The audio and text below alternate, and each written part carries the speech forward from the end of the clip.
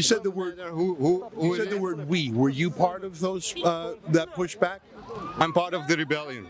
So were you on the streets on Thursday night?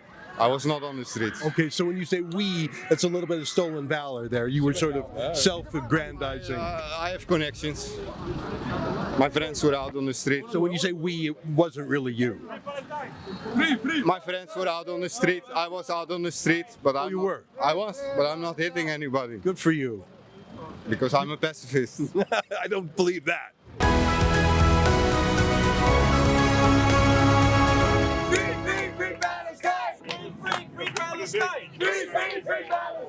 Do you love the Netherlands or do you hate the Netherlands? I love the Netherlands. My grandfather brought Jews to Switzerland in the Second World War. He was Sounds part like an of, outstanding man. Sounds like a great man.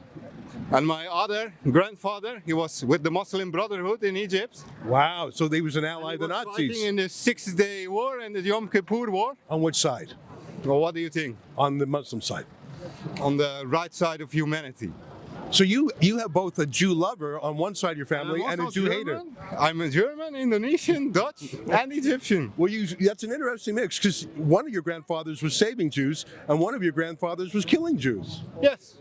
That's incredible. You're a mix. But both of them Live in you. Yes, and both of them were rebelling for humanity because every human being is against the loss of innocent civilian lives. It doesn't matter if they're Jewish or if they're Palestinian or if they're Lebanese or if they're Arab or if they're Muslim or if they're Jewish. Doesn't matter. Has also nothing to do with anti-Semitism. Hamas is part of the people, so you cannot destroy Hamas because it's part of the people. So you support Hamas? I support.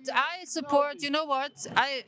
The Dutch has been occupied for 4 years here by the Germans. Almost 5, yeah. Yeah, almost 5. Let's say 5 years.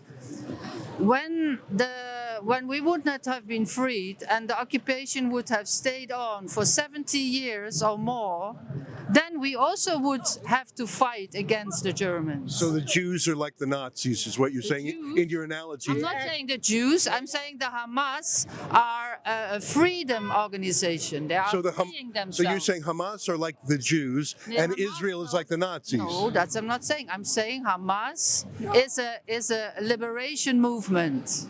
And how about a woman like you who's uncovered? Would you be liberated if you were in Gaza? How are women treated? How are gays treated? That has nothing to do with this war. You said they were a liberation movement. Yes, has nothing to do with your religion.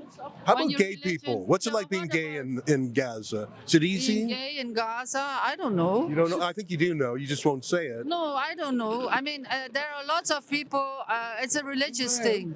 So people who are religious, there are some people who are following very fundamental religion. Well, they murder gays. Can you bring yourself to say that, or The other side, too, Christians are against gays. do they murder gays? Christians are against gays. In African Christian countries, gays are murdered. Really? Like which Russians are country? Gays. I think perhaps I don't know. No, Israel is You're not. making things up again, aren't you? Because anti-Semitism is something very different than what happened here in Amsterdam in this last week. Because we defended our city against rebellion hooligans who were destroying our city, who were beating a cab driver. And in Amsterdam, we don't take this. If you hit a cab driver, we will organize the whole of Amsterdam and we will get you. Tell me a country where gays are killed other than a place with Islamic Sharia law. Tell me one country that kills. Uganda kills. It does? Oh yes. Okay. Oh yes. So you found one. I dispute that, but Congo too. okay. They kill gays. So let me get back to your point about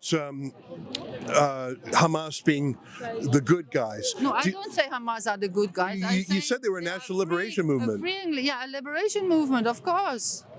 And between 2005 and a year ago, there was not a single Jew in all of Gaza. There was not a single Israeli soldier. There was not a single Israeli settlement. It was occupied. The whole border was one Israeli military camp. Well, you know it borders Egypt. You know that Gaza borders Egypt. What's that? Yeah? Sorry. You know that. Sorry. You know that Gaza borders Egypt, right? Are you aware of that?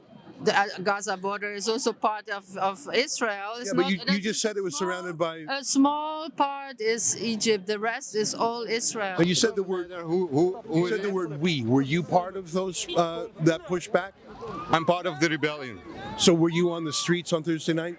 I was not on the streets. Okay, so when you say "we," it's a little bit of stolen valor there. You were sort of self-aggrandizing. I have connections. My friends were out on the street. So when you say "we," it wasn't really you. My friends were out on the street. I was out on the street, but you were? I was, but I'm not hitting anybody Good for you. because I'm a pacifist. I don't believe that. Well, that's what you think. Well, I don't believe Israeli are pacifists either. I don't think they would say they are either. I think it's very wrong if you kill 17,000 children and think the 7th or 8th of October happened in a vacuum. No, it didn't, because there's a 75 years of occupation and apartheid system. Apartheid system which was founded by the Dutch people in South Africa, by the way. And South Africa You've got a lot of interesting wrinkles South here. Africa and Indonesia, former colonies of the Dutch, they are the only ones who do not declare the state of Israel a state. Are you a student? Are you working? Or are you a university? I'm working for the labor union. Well, that explains a few things.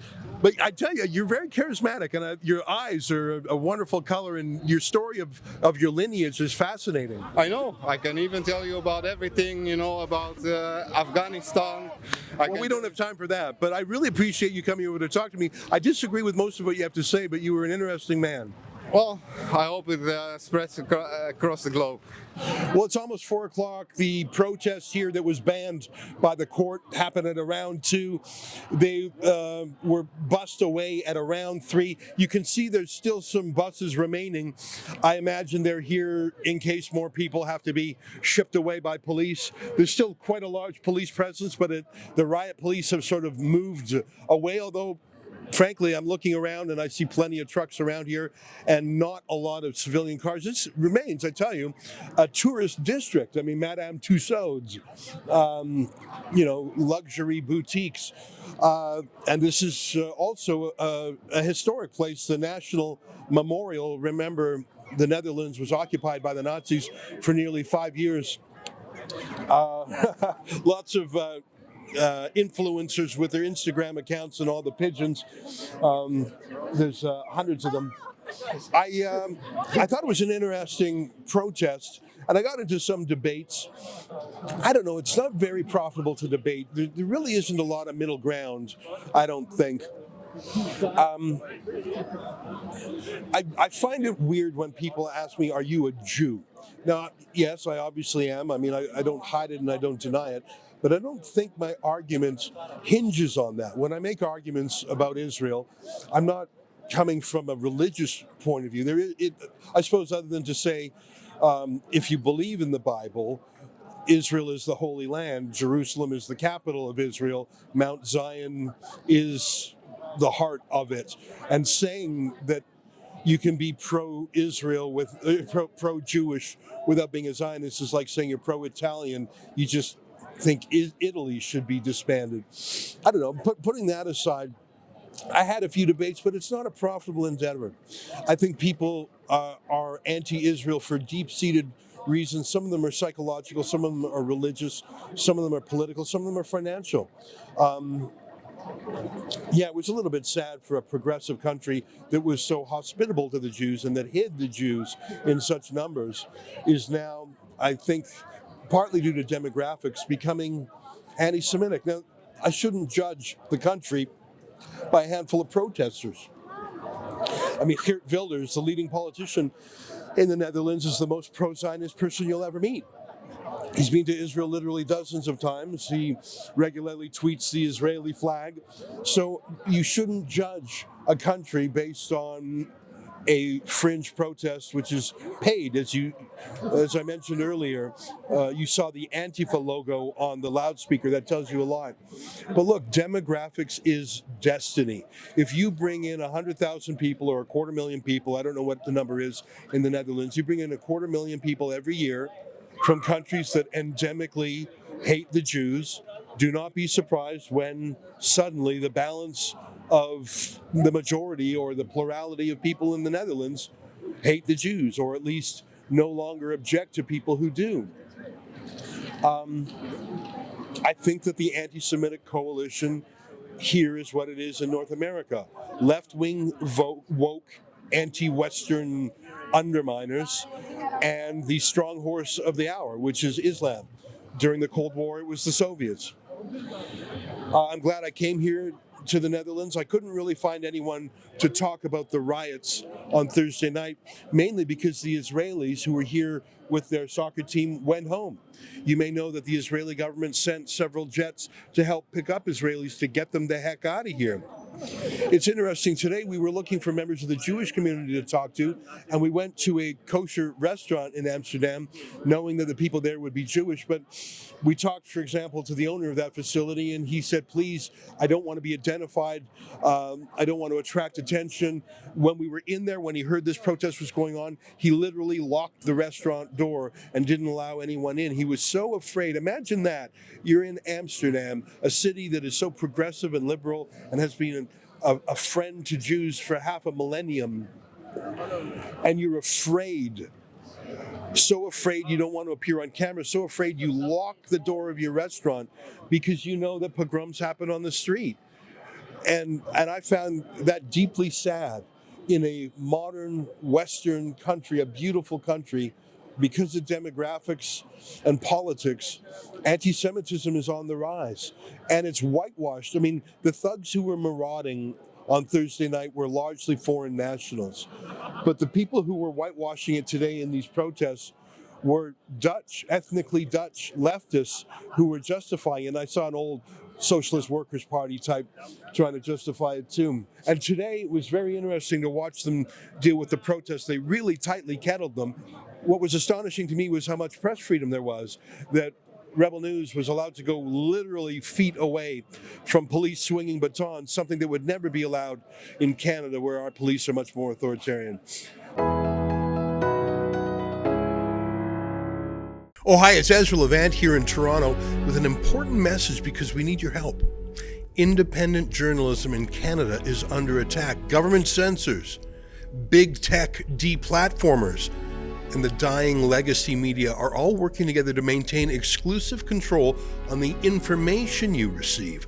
They don't want you to hear other voices like ours, and they really don't want you to be informed and to think for yourself. That's why the work we do here at Rebel News is so important.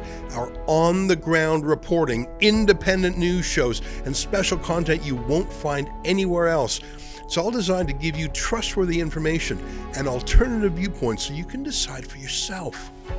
We don't get government money, and we are not owned by some big global conglomerate.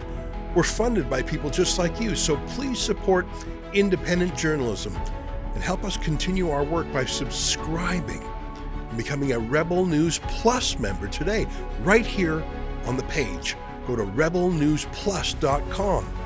Members get instant access to all of our shows, invitations to exclusive events, and access to our premium content like live event footage and documentaries you won't see anywhere else.